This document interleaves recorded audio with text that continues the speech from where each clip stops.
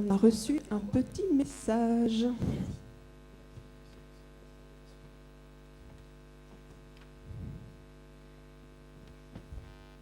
Secrétaire d'État de l'État du Vatican. On s'est dit ce serait pas mal d'ouvrir ces assises par ces quelques mots.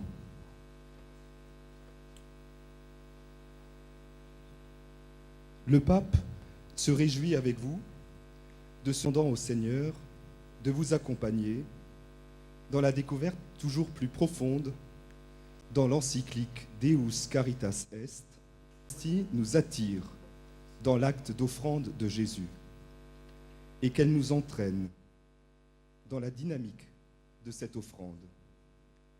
Frères, comme le Christ, dans un élan toujours renouvelé.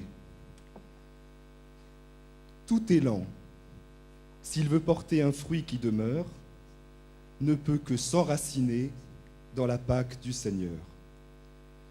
Que l'Eucharistie actualise sans cesse. Dans la messe engage donc chacun à se mettre pleinement au service des autres, capacité d'aimer leur prochain de manière toujours nouvelle. Le pape vers le Christ et vers les autres, et il vous confie à l'intercession de la Mère du Seigneur, honorée à Banneux, sous le titre de Vierge des pauvres. À vous tous qui participez à cette rencontre, aux jeunes et aux accompagnateurs du mouvement catholique. Et c'est signé le substitut, le secrétaire d'État, donc c'est le nom apostolique. Pour la petite histoire, au Centre national, donc c'est une tradition de envoyer un mot au Saint-Père pour signaler les rassemblements. C'était marqué dessus sa sainteté.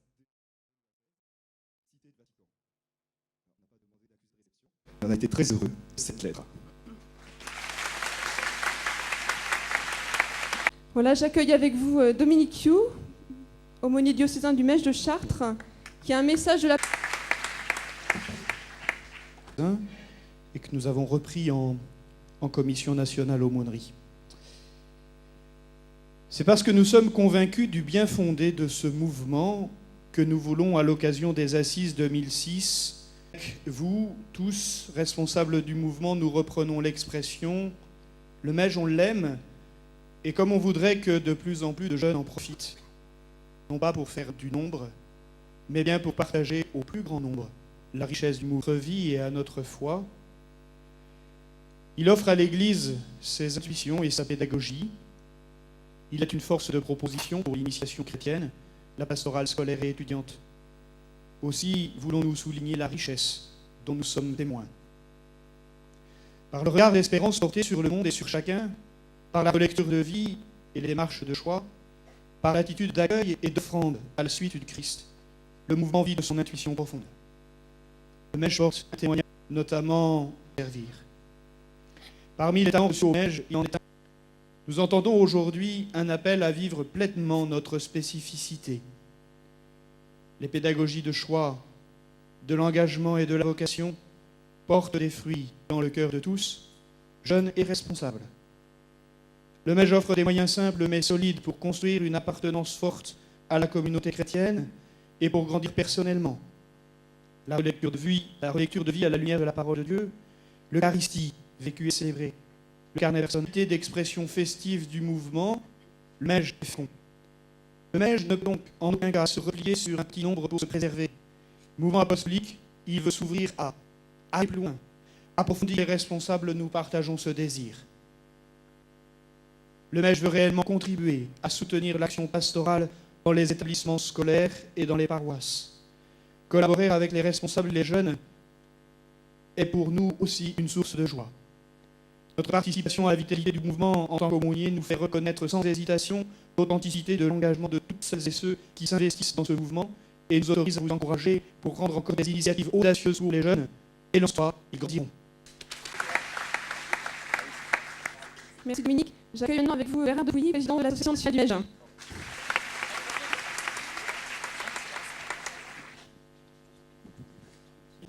Qui nous accueille dans cette salle ici et qui a beaucoup contribué à la préparation de ces assises.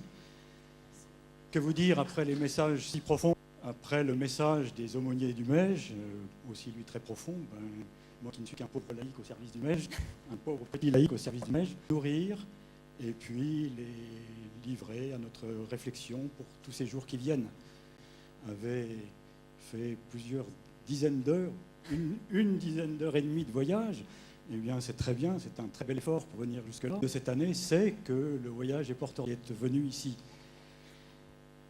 Donc, maintenant, il nous reste à rentrer dans les assises, dans cette démarche des assises, démarche qui a été préparée de longue date par la commission assise.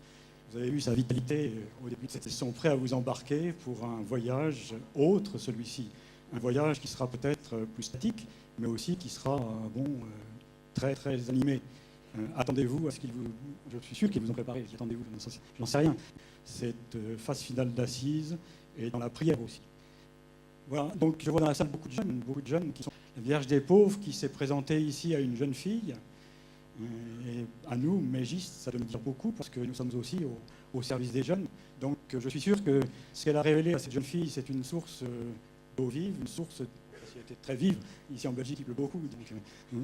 Donc cette Vierge qui a révélé cette source d'eau disponible pour l'ensemble des nations, et bien cette source est disponible pour nous, Jean du Mège qui nous occupons des jeunes. Elle est disponible aussi pour tous les jeunes qui sont là. Je suis heureux de voir que dans cette salle, beaucoup de jeunes sont là. Ils sont tous là, je sais pas, Lila, responsable, Angers du Mège aussi. Cette Vierge des pauvres qui s'est révélée aux jeunes se révèle aussi aujourd'hui à vous. Alors, rentrons dans cette dernière phase d'assise, dans cette démarche de choix qui va nous être proposée. Et puis, comme le dit Maxime, bien, en route, et lancons-nous tous ensemble, moi avec vous, parce que chacun des joyeuses assises.